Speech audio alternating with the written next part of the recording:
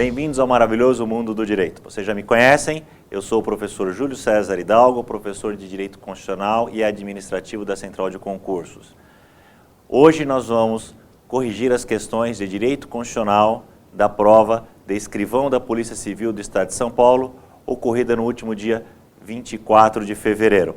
E vamos à primeira questão. Assinale a alternativa cuja afirmação está expressamente de acordo com a Constituição Federal Brasileira. Alternativa A. É inviolável o sigilo da correspondência e das comunicações telefônicas, salvo, em ambos os casos, por ordem judicial, nas hipóteses e na forma que a lei estabelecer para fins de investigação criminal.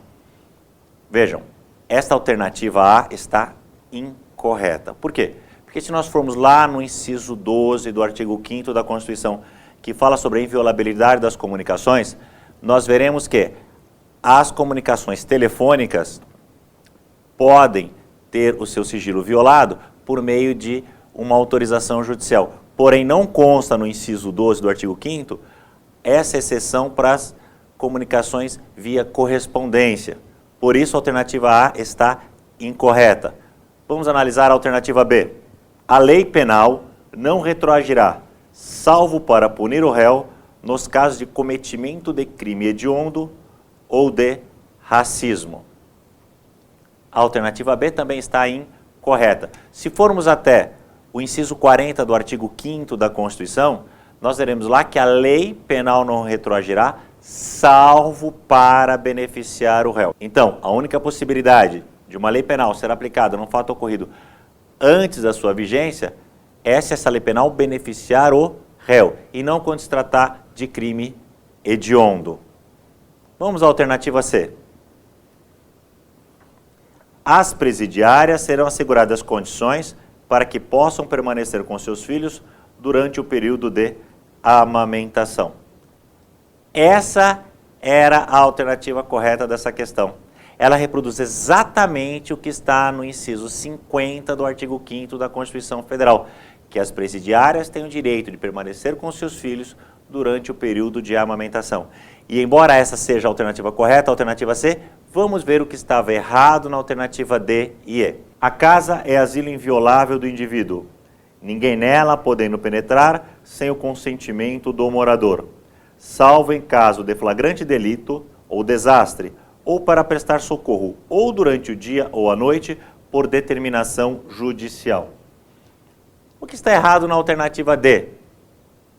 Se nós formos no inciso 11 do artigo 5º, nós veremos que a casa é asilo inviolável do indivíduo. Ninguém pode entrar na sua casa, salvo em caso de desastre, flagrante delito, para prestar socorro ou com autorização judicial. No caso de desastre, flagrante delito ou para prestar socorro, podemos entrar na casa da pessoa durante o dia ou a noite. Porém, no caso de uma autorização judicial, só se pode entrar na residência durante o dia. Por isso que a alternativa D está incorreta. E a alternativa E? Todos podem reunir-se pacificamente, sem armas, em locais abertos ao público, desde que prévia e devidamente autorizado pela autoridade competente, e não frustrem outra reunião anteriormente convocada para o mesmo local. O que está errado nessa alternativa E? A exigência de autorização. Se formos lá no inciso 16 do artigo 5º da Constituição, nós veremos que lá está dizendo expressamente que o direito de reunião em locais abertos ao público independe de autorização. Basta apenas um prévio aviso, que é diferente do pedido de autorização, porque no pedido de autorização, isso pode ser negado. Vamos à questão 28. Analise as seguintes afirmativas e classifique cada uma como falsa ou verdadeira. Então, nesse tipo de questão, o candidato deve primeiro classificar as alternativas como falsa ou verdadeira e depois procurar nas alternativas aquela que corresponde exatamente à sua classificação. Vamos ao item 1 da classificação. A prisão de qualquer pessoa e o local onde se encontre serão comunicados imediatamente ao juiz competente e à família do preso ou à pessoa por ele indicada. Exatamente isso é o que diz o inciso 62 da Constituição, lá no seu artigo 5º. Quando o indivíduo é preso, a prisão dele deve ser imediatamente comunicada ao juiz e à família, ou outra pessoa que ele tenha indicado. Portanto, vamos assinalar verdadeiro nessa afirmativa. Próxima afirmativa. Conceder-se-á mandado de segurança sempre que alguém sofrer ou se achar ameaçado de sofrer violência ou coação em sua liberdade de locomoção por ilegalidade ou abuso de poder. O mandado de segurança está previsto no inciso 69 do artigo 5º da Constituição. E lá, a Constituição prevê o seu uso para proteger direito líquido e certo, não amparado por habeas corpus ou habeas data, quando o responsável pela ilegalidade ou abuso de poder for autoridade pública ou agente de pessoa jurídica no exercício de atribuições do poder público. E o que nós vemos nessa afirmativa é que o mandado de segurança, segundo o examinador, é usado para proteger o direito de locomoção, o que não é verdadeiro. O remédio constitucional usado para proteger o direito de locomoção é o habeas corpus, que está previsto lá no inciso 68 do artigo 5º. Portanto, afirmativa falsa. Próxima afirmativa.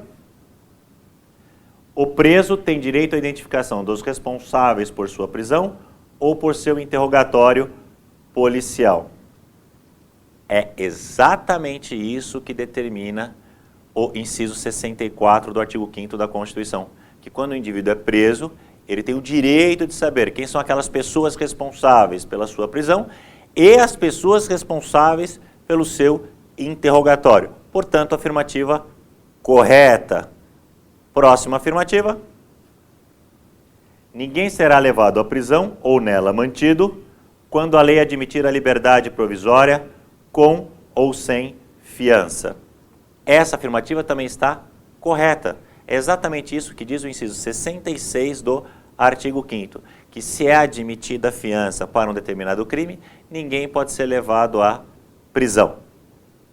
Então, essas alternativas ficaram verdadeira, falsa, verdadeira e verdadeira. Assim, assinale a alternativa que corresponde à classificação correta das afirmativas em ordem de apresentação. Nós podemos ver aí que a alternativa correta é a alternativa B, verdadeiro, falso, verdadeiro e verdadeiro. Vamos à próxima questão. Assinale a alternativa correta a respeito da administração pública. Vamos à alternativa A. As pessoas jurídicas de direito público e as de direito privado, prestadoras de serviços públicos, responderão pelos danos que seus agentes, nessa qualidade, causarem a terceiros, sendo vedado o regresso contra o agente responsável nos casos de dolo ou culpa. Essa alternativa está incorreta. Se nós formos lá no parágrafo 6º do artigo 37 da Constituição Federal, nós veremos que realmente as pessoas jurídicas de direito público e de direito privado serão responsáveis pelos prejuízos que seus agentes, nessa qualidade, causarem a terceiros. Porém, a pessoa jurídica de direito público e de direito privado tem o direito de regresso sobre o seu agente se ele causou esse prejuízo por dolo, intenção ou por culpa. O que é o direito de regresso? É o direito, então, que a pessoa jurídica tem de cobrar do seu agente aquele prejuízo que ele causou ao particular por dolo ou culpa e que ela, pessoa jurídica, teve que indenizar ao particular. Portanto, essa afirmativa está incorreta. Alternativa B.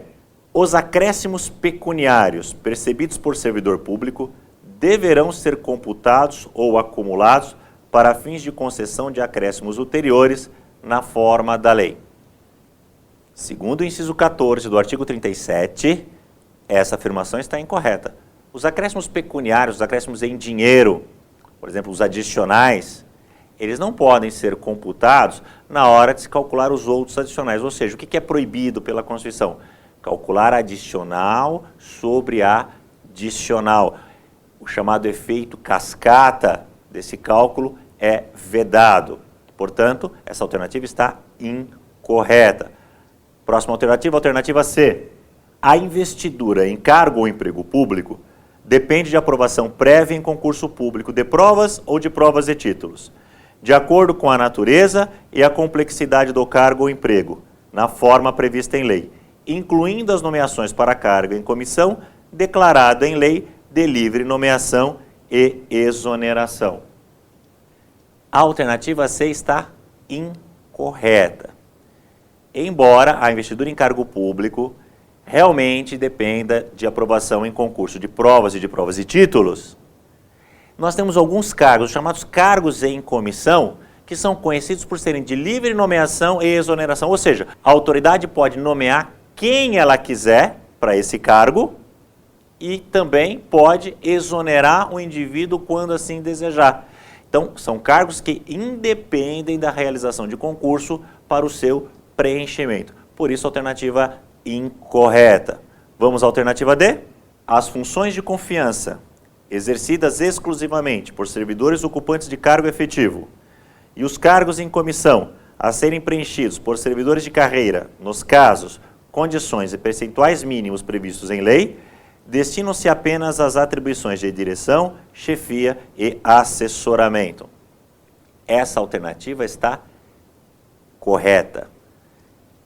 A única coisa que justifica a contratação de servidores para ocupar cargos em comissão, cargos de confiança, é o fato das atribuições desses cargos serem atribuições de direção, de chefia ou de assessoria, que são atribuições onde deve haver uma confiança, tanto na qualidade técnica daquela pessoa que vai prestar o serviço, como também da honestidade, da moralidade da pessoa que vai ser o seu assessor, que vai exercer um cargo de direção ou de chefia. E somente para esses tipos de funções é que são permitidos esses cargos de livre nomeação e exoneração. Portanto, a alternativa D, correta. Alternativa E, o prazo de validade do concurso público será de até 3 anos, prorrogável uma vez por igual período. A alternativa E está incorreta por quê? Porque o inciso 3 do artigo 37 prevê que o prazo de validade do concurso público será de até 2 anos. Prestem muita atenção, muitas vezes o examinador coloca que o prazo é de 2 anos. Não, é de até 2 anos. Ele pode ser de 6 meses, ele pode ser de 1 ano, ele pode ser de 90 dias, 1 ano e meio, ou até 2 anos. Prorrogável uma única vez por igual período, ou seja, se o prazo é de 1 ano, ele pode ser prorrogado por mais de 1 ano. Se o prazo de validade do concurso é de 6 meses, ele pode ser prorrogado por mais 6 meses. E nós observamos aí na alternativa E que o examinador afirmou que o prazo de validade seria de 3 anos. Portanto, a alternativa E está incorreta. E vamos passar à última questão de direito constitucional do concurso de escrivão da Polícia Civil do Estado de São Paulo. Considerando o disposto na Carta Magna Brasileira, é correto afirmar sobre a estabilidade do servidor público. Alternativa A. O servidor público estável somente poderá perder o cargo por sentença judicial. A alternativa A está incorreta. E aí vai uma dica para você que vai fazer concurso ou está fazendo simulado. Fujam, desconfiem muito daquelas alternativas que dizem nunca, jamais, em nenhum caso, em qualquer caso, sempre, só, somente. Por quê? Porque se existir uma exceção, essa alternativa vai estar errada. E é exatamente o que acontece na alternativa A, porque ela afirma que somente por uma decisão judicial o servidor estável pode perder o cargo. E isso está errado. O servidor estável pode perder o cargo por 3 motivos. Decisão judicial transitada em julgado, avaliação periódica de desempenho e processo administrativo disciplinar. É isso que nós vemos lá no parágrafo 1º do artigo 41 da Constituição. 3 possibilidades e não só uma, como afirma a alternativa A. Por isso ela está incorreta. Alternativa B. Extinto o cargo ou declarada a sua desnecessidade, o servidor estável não poderá ser colocado em disponibilidade. Artigo 41, parágrafo 3º da Constituição, diz que é direito do servidor estável, quando é extinto o seu cargo ou declarada a sua desnecessidade, ser colocado em disponibilidade remunerada proporcionalmente ao seu tempo de serviço. Ou seja, se eu sou um servidor estável e o meu cargo deixa de existir ou é declarada a desnecessidade do meu cargo, eu fico em disponibilidade. Eu vou para casa, aguardar ser aproveitado em outro cargo e esse período de disponibilidade será remunerado proporcionalmente ao meu tempo de serviço público. Portanto, a alternativa está incorreta. Próxima alternativa. C. Como condição para a aquisição da estabilidade, é obrigatória a avaliação especial de desempenho por comissão instituída para essa finalidade. A alternativa C está corretíssima. É exatamente isso que diz o parágrafo 4º do artigo 41. Que a condição para a estabilidade, além dos 3 anos de exercício em cargo de provimento efetivo mediante concurso, como está lá no caput do artigo 41, é necessária também a aprovação numa avaliação especial de desempenho, feita por comissão instituída especialmente para essa finalidade. Então, essa alternativa está correta. Próxima alternativa, a alternativa D, invalidada por sentença judicial a demissão do servidor estável, ele não poderá ser reintegrado se o seu cargo já estiver ocupado. Então, nós temos a seguinte situação: o servidor é estável, foi demitido, possivelmente por uma avaliação periódica de desempenho ou por um processo administrativo. Porém, ingressou na justiça e o Poder Judiciário anulou a sua demissão, por considerá-la ilegal, e determinou que ele fosse reintegrado ao seu cargo, que ele voltasse ao seu cargo. E ele encontrou um cargo ocupado. Ele tem direito a ser reintegrado no seu cargo. E o eventual ocupante do cargo, se for estável, ele será reconduzido ao seu cargo de origem, ele será aproveitado em outro cargo ou ainda ficará em disponibilidade remunerada proporcionalmente ao seu tempo de serviço. Portanto, essa alternativa está incorreta ao afirmar que ele não poderia regressar ao seu cargo. A alternativa e última, os servidores nomeados para cargo de provimento efetivo em virtude de concurso público são estáveis após 3 anos, contados da sua nomeação. A alternativa está errada na última palavra, quando ela diz que os 3 anos de estágio probatório, que é esse período de avaliação do servidor, serão contados a partir da nomeação. E quando nós vamos lá no caput do artigo 41, diz que o prazo será contado a partir do exercício. Vejam, a administração durante esses 3 anos vai testar o seu servidor, vai avaliar o seu servidor. Primeiro ele vai ser nomeado para o cargo, depois ele vai tomar posse, comprovando que pode exercer o cargo. E só a partir do momento que ele entrar em exercício, que ele passar a desempenhar as atividades do cargo, é que a administração poderá avaliar a sua assiduidade, a sua responsabilidade e outros quesitos para torná-lo ou não estável. Portanto, a alternativa E está incorreta. E aqui nós encerramos as correções das questões de direito constitucional do concurso de escrivão da Polícia Civil do Estado de São Paulo. Espero que você que fez a prova tenha tido sucesso e tenha acertado essas questões, e você que não fez a prova, mas está acompanhando essas correções, tenha aprendido e no futuro vai ter sucesso no seu concurso. Muito obrigado.